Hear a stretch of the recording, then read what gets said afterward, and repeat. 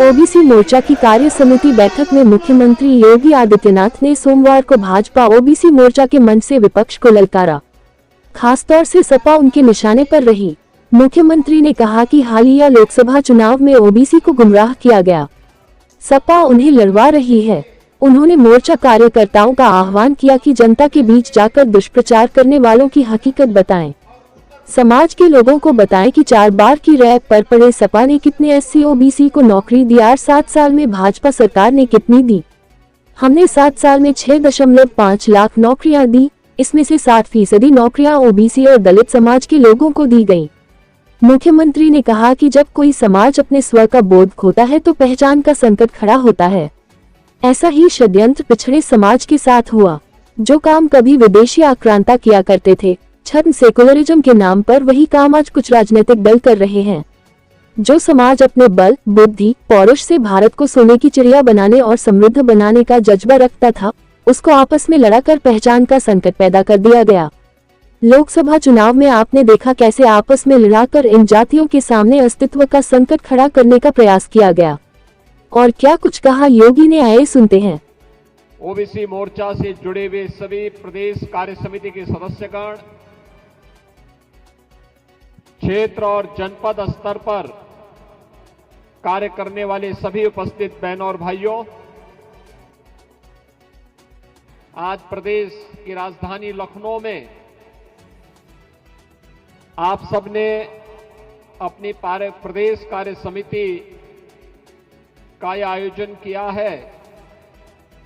मैं इसके लिए प्रदेश सरकार की ओर से प्रदेश भर से आए हुए आप सभी कार्यकर्ताओं का हृदय से स्वागत करता हूं। बहनों और भाइयों, आप सब समाज के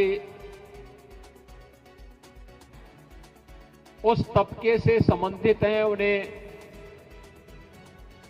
प्रतिनिधित्व देते हैं जिनकी अपेक्षा है, जिनकी आकांक्षा है और जिनके मन में समाज जीवन और राष्ट्र जीवन के साथ आगे बढ़ने का एक जज्बा है।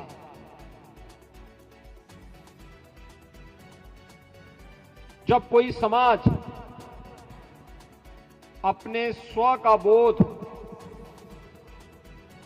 खोता है तो उसके सामने पहचान का एक संकट खड़ा होता है। और कुछ ऐसा ही षड्यंत्र इस समाज के साथ किया गया जो आज अपने को पिछड़ा वर्ग कहता है।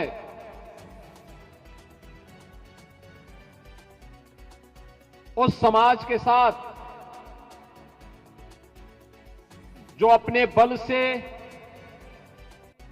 अपने बुद्धि से, अपने पौरुष से भारत को भारत बनाने, भारत को सोने की चिड़िया बनाने, भारत को समृद्धि के नई ऊंचाइयों तक पहुंचाने का जज्बा रखता था, जब एक साजिश के तहत उसे आपस में ही लड़ा करके उसके सामने उसके सत्व के बोध को समाप्त करवा दिया गया, तो एक पहचान का संकट न केवल इस समाज के सामने बल्कि पूरे देश के सामने आ गया था। और यही कारण है, वे ताकतें जानती थी कि अगर ये समाज ऐसे ही पराक्रमी रहा, ऐसे ही पौरुष से भरपूर रहा, तो दुनिया की कोई ताकत, दुनिया का कोई आक्रांता भारत का बाल बांका नहीं कर पाएगा। और इसके लिए उन्होंने साजिश रची, आपस में लड़ाने की साजिश रची, आपस में ही एक दूसरे को भिड़ाने की साजिश रची, और परिणाम हम सबके सामने है। जो कार्य कभी विदेशी आक्रांता करते थे, आज वही कार्य तो इस देश के अंदर छद्म सेकुलरिज्म के नाम पर आने वाले राजनीतिक दलों ने किया है। यही कार्य तो किया है, वही तो कर रहे हैं, उनके द्वारा यही तो कराया गया। और ज्यादा दूर मत जाइए, ये चुनाव, अभी लोकसभा का चुनाव इसका एक उदाहरण है। कैसे आपस में लड़ाया गया, कैसे आपस में एक दूसरी जातियों को लड़ा करके अस्तित्व का एक संकट खड़ा करने का प्रयास किया गया। और फिर कौन नहीं जानता आप में से, ये समाज अगर अपने पौरुष और पराक्रम के लिए जाना जाता था तो भारत की परंपरा और भारत की संस्कृति के प्रति उतनी ही अटूट आस्था के लिए भी जाना जाता था। इस समय पश्चिमी उत्तर प्रदेश में कावड़ यात्रा चल रही है। याद करिए, यही कावड़ यात्रा इस कांग्रेस और समाजवादी पार्टी की सरकार के समय, बहुजन समाजवादी पार्टी की सरकार के समय प्रतिबंधित की गई थी। ये केवल एक कावड़ यात्रा नहीं है, ये केवल शिव भक्तों का एक मंगल गान नहीं है, उनकी यात्रा भर नहीं है, इसके साथ रोजगार भी जुड़ा हुआ है। याद करिए, कावड़ यात्रा के साथ चलने वाले लोगों का रोजगार, उसके साथ लगे हुए हस्तशिल्पियों का रोजगार, उसके साथ लगे हुए छोटे गांव के दुकानदारों का रोजगार, उसके साथ जुड़े हुए वे सभी अन्य कार्य जो उस यात्रा के साथ चलते थे, जिनकी आजीविका चलती थी। एक यात्रा वर्ष भर के लिए उनके पास इतनी आमदनी करती थी कि वे उस आमदनी को फिर कहीं लगाते थे, उससे कई गुना मुनाफा कमा करके फिर अपने और अपने परिवार की भी और देश की समृद्धि में भी अपना योगदान देते थे। लेकिन पिछली सरकारों ने इसको रोकने का काम किया था। आपके पर्व और त्योहार याद करिए, किसी एक पर्व और त्योहार को आप नवरात्रि में दुर्गा मूर्ति का स्थापना करते हैं। मूर्ति में क्या, मूर्ति अपने आप बन जाती है, उसके लिए कारपेंटर भी चाहते होंगे, उसमें मिट्टी का काम करने वाले लोग भी चाहिए होते हैं, उसमें उसकी डिजाइनिंग बनाने वाले लोग भी चाहिए होते हैं, उसमें रंग भरने वाले लोग भी चाहिए होते हैं, उसके लिए उस प्रकार के वस्त्रों की साज सज्जा के लोग भी चाहिए होते हैं। क्या एक व्यक्ति कर पाता है क्या? अलग अलग तबके के लोगों को जोड़ने का एक माध्यम भी बनता था और उतने ही रोजगार का सृजन भी वह करता था। पिछली सरकारों ने इसको भी रोकने का काम किया था। वन डिस्ट्रिक्ट वन प्रोडक्ट की योजना आपके सामने है। मैं पूछना चाहता हूं, कांग्रेस ने देश के अंदर 60 प्रदेश के अंदर 60 वर्षों तक शासन किया। समाजवादी पार्टी की 4-4 बार प्रदेश में सरकार थी। इन्होंने वन डिस्ट्रिक्ट वन प्रोडक्ट के लिए कार्य क्यों नहीं किया? मैं पूछना चाहता हूं, वन डिस्ट्रिक्ट वन प्रोडक्ट के साथ जुड़े हुए जो हस्तशिल्पी हैं, जो कारीगर हैं, कौन है? क्या ये ओबीसी समाज से जुड़े हुए नहीं है? क्या इसमें कोई कुम्हार, कोई विश्वकर्मा, कोई लोहार, कोई स्वर्णकार, क्या ये नहीं है? पीएम विश्वकर्मा और मुख्यमंत्री विश्वकर्मा श्रम सम्मान योजना के साथ जुड़े हुए, माटी कला बोर्ड से जुड़े हुए, इन सभी कार्यों को जो आज केंद्र और राज्य सरकारें चला रही हैं, क्या इसके साथ ओबीसी का रोजगार नहीं जुड़ा हुआ है? आप याद करिए, समाजवादी पार्टी की सरकार का समय 2015 और 16 का समय, जब Uttar Pradesh public service commission का परिणाम आता है, 86 एसटीएम की भर्ती होती है और 86 में से 56 एक जाति विशेष के हो जाते हैं। क्या ये ओबीसी के हितों पर कुठाराघात नहीं था। बहनों और भाइयों, क्यों लोग उसमें मौन हो जाते हैं, क्यों नहीं बोलते हैं? उत्तर प्रदेश में पिछले 6 वर्षों में हम लोग 7 वर्षों में हम लोगों ने 6.5 लाख भर्ती की है, और मैं कहता हूं दावे के साथ, इन भर्तियों में ओबीसी समाज की 7 ओबीसी और एससी समाज की 60% भर्ती हुई है। 60% से अधिक भर्ती हुई है। 69,000 शिक्षकों की भर्ती पर लोग प्रश्न खड़ा करते हैं। 69,000 नहीं, हम लोगों ने 1,25,000 भर्ती बेसिक शिक्षा परिषद में शिक्षकों की और 69,000 जिन शिक्षकों की भर्ती के बारे में प्रश्न खड़ा किया जाता है, ये समाजवादी पार्टी के वही मोहरे हैं जो लोग 86 में से 56 एक ही परिवार और एक ही जाति विशेष के लोगों को भरने का काम किए थे।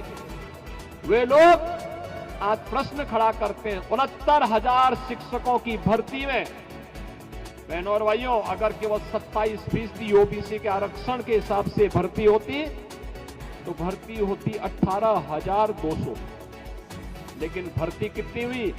31,500। 31,500। उन्हें इस बात की चिंता है कि ओबीसी समाज अपनी बुद्धि से, अपने बल से, अपने पौरुष और पराक्रम से इतनी अधिक सीटें क्यों प्राप्त कर गया, और इसलिए इसे विवादित करना है, इसके लिए उन्हें बदनाम करना है, इसके लिए तमाम षड्यंत्र करने, इसके लिए तमाम प्रकार की साजिशें रची जाती हैं। मैं पूछना चाहता हूं, पश्चिमी उत्तर प्रदेश हो या पूर्वी उत्तर प्रदेश, 2006 में भारतीय जनता पार्टी के एक विधायक कृष्णानंद राय की हत्या हुई थी गाजीपुर जनपद में, और गाजीपुर जनपद के साथ के उस हत्याकांड में कृष्णानंद राय के साथ मरने वाले लोग कौन थे? उनके साथ, उनकी सुरक्षा के साथ जुड़े हुए जो लोग थे, उनमें एक रमेश पटेल थे। क्या ये ओबीसी समाज से नहीं थे क्या? इनके साथ एक रमेश यादव भी थे। क्या वे ओबीसी समाज से नहीं थे क्या? ऐसे ही तमाम अन्य लोग थे। कोई सम यादव भी थे। क्या ओबीसी समाज से नहीं थे क्या? यानी भारतीय जनता पार्टी के साथ हो गए तो इसका मतलब उन्हें आप ओबीसी में नहीं गिनेंगे? मैं पूछना चाहता हूं, राजूपाल की हत्या प्रयागराज में जिस माफिया ने की थी, क्या ये राजूपाल ओबीसी समाज से नहीं थे क्या? उमेश पाल, क्या ये ओबीसी समाज से नहीं थे क्या? फिर इन माफियाओं को गले से लगाने वाले लोग कौन थे? और समाजवादी पार्टी के लोग इन माफियाओं को गले से लगा करके प्रदेश में अराजकता और गुंडागिर्दी और दंगों की आग में प्रदेश के को झोंकने का कार्य जो की थी, उस समय ये पीडीए के लोग कहां थे? ये पीडीए का नारा लगाने वाले लोग उस समय कहां चले गए थे? और इसीलिए प्रश्न खड़ा होता है, जिन लोगों ने ओबीसी समाज और प्रदेश के युवाओं की नौकरियों में डकैती डाली थी, जिन लोगों ने यहां के रोजगार पर डकैती डालने का काम किया था, जिन्होंने प्रदेश के सामने पहचान का संकट खड़ा किया था, और जो लोग उत्तर प्रदेश जैसे अनलिमिटेड पोटेंशियल के प्रदेश को अराजकता की भट्टी में झोंकने के लिए जिम्मेदार थे, बहनों और भाइयों, वे लोग आज आपसी फूट डालो और राज करो की अपनी नीति के तहत लगातार अपने दुष्प्रचार तंत्र के माध्यम से समाज को गुमराह करने का कार्य कर रहे हैं। आज जब ओबीसी मोर्चा के इस प्रदेश कार्य समिति के इस सम्मेलन में मुझे आपके बीच में आने का अवसर प्राप्त हुआ है, तब मैं आप सबका आह्वान करूंगा। हम सबकी जिम्मेदारी बनती है कि वास्तविक तथ्यों को समाज के सामने रखें, समाज को इन बातों से अवगत कराएं। तथ्य प्रमाणित है, आपके सामने प्रमाणिक तथ्य होंगे। समाजवादी पार्टी अपनी 4 बार की सरकार के समय ओबीसी और एससी और प्रदेश के युवाओं को कितनी नौकरी और रोजगार दी है, इन तथ्यों को निकालिए। और भारतीय जनता पार्टी की सरकार पिछले 7 वर्ष में कितनी की है, यह भी समाज के सामने रखिए। और उसमें यह भी देखिए कि ओबीसी समाज के कितने लोगों को उसके माध्यम से नौकरी मिली, यह भी बताए जाने की आवश्यकता है। उन्होंने कितने लोगों के रोजगार को छीना और भारतीय जनता पार्टी की सरकार ने कितने लोगों के रोजगार को उपलब्ध कराया है, यह भी जनता के सामने आना चाहिए।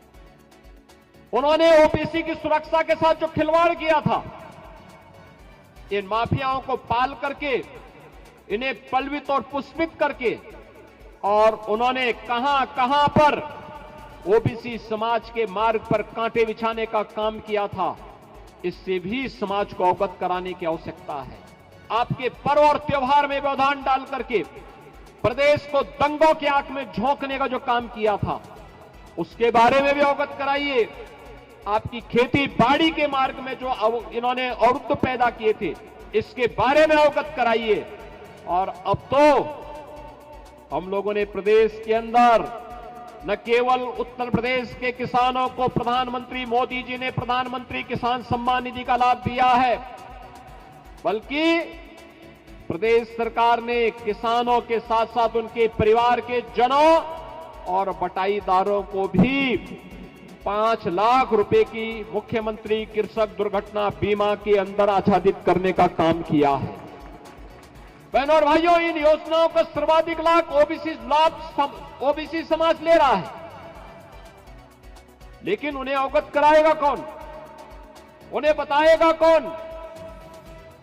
उन तक बताने की जिम्मेदारी आपकी है, उस समाज के बीच तक पहुंचाने की जिम्मेदारी आपकी है।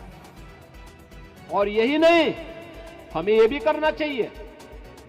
आप समाजवादी पार्टी के समय ओबीसी के कितने छात्रों को स्कॉलरशिप मिलती थी, और इस समय नरेंद्र कश्यप ही हमारे इस विभाग के मंत्री हैं, ये अपने आंकड़े भी प्रस्तुत करें और बताएं कि 2475 रुपए हमने 2475 करोड़ रुपए केवल और केवल ओबीसी वर्ग के छात्रों के लिए आज स्कॉलरशिप के लिए हमारी सरकार ने दिया है, जबकि समाजवादी पार्टी की सरकार इसकी आधी पैसा भी नहीं देती थी, आधे छात्रों को भी स्कॉलरशिप नहीं देती थी।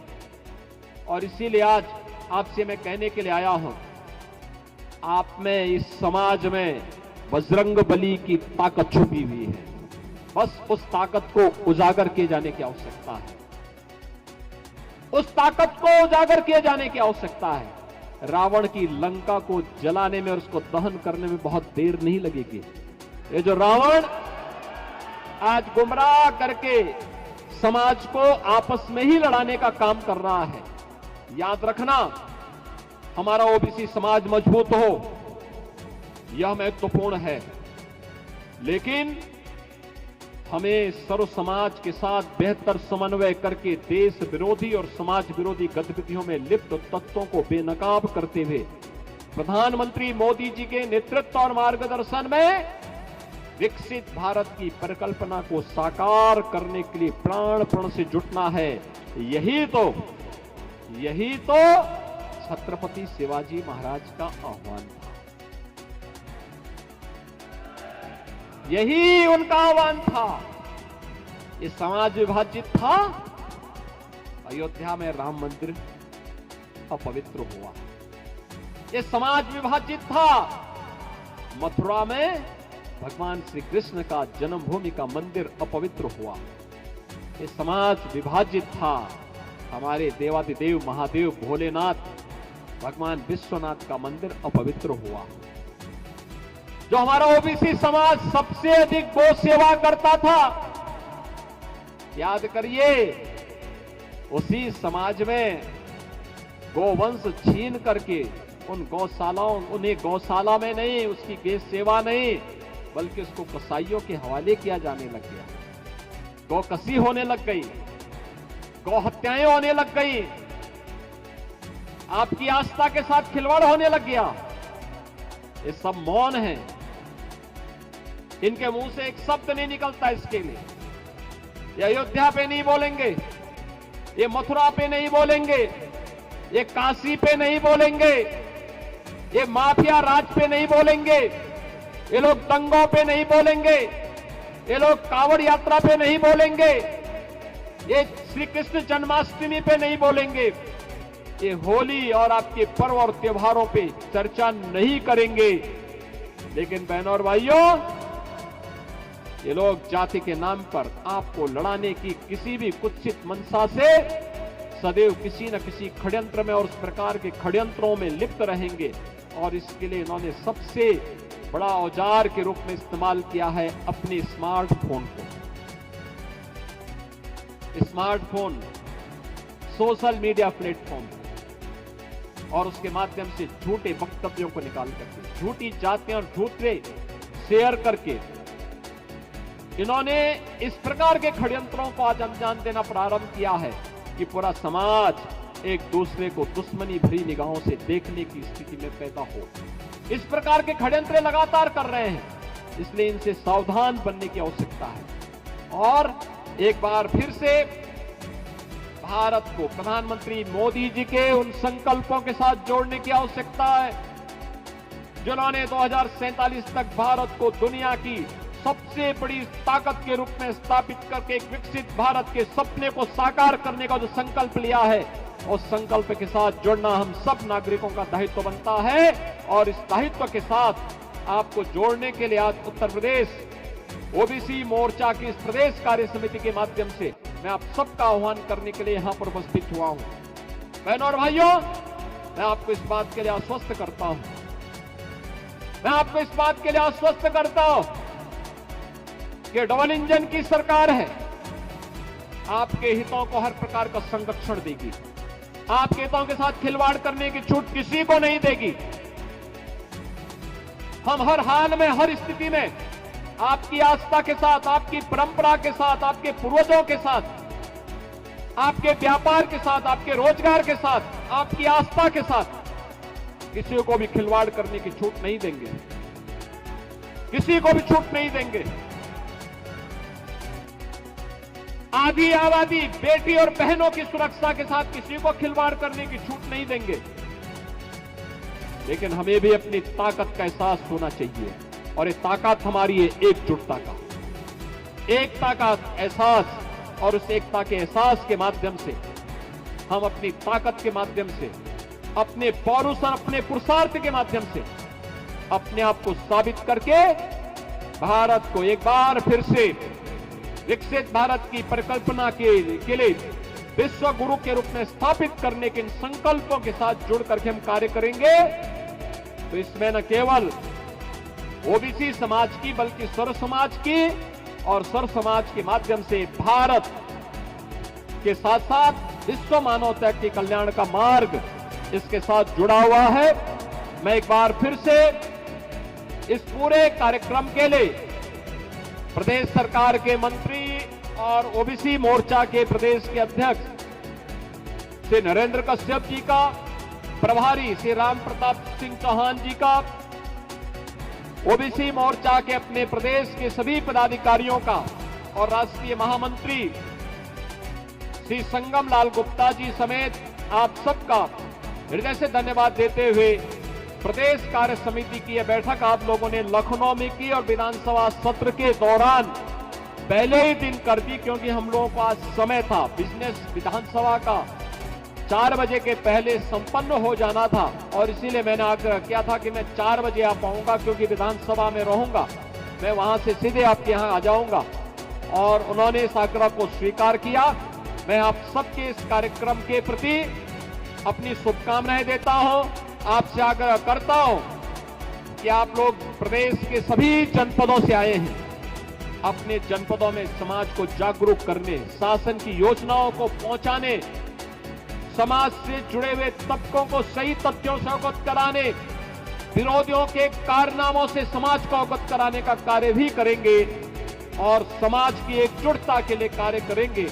तो मुझे लगता है कि इससे न केवल समाज को बल्कि प्रदेश को और देश को लाभ होगा और आने वाली पीढ़ियां आपके इस कार्य के लिए आपके प्रति कृतज्ञता ज्ञापित करेंगे। इस विश्वास के साथ आप सबके प्रति मैं अपनी शुभकामनाएं देता हूं।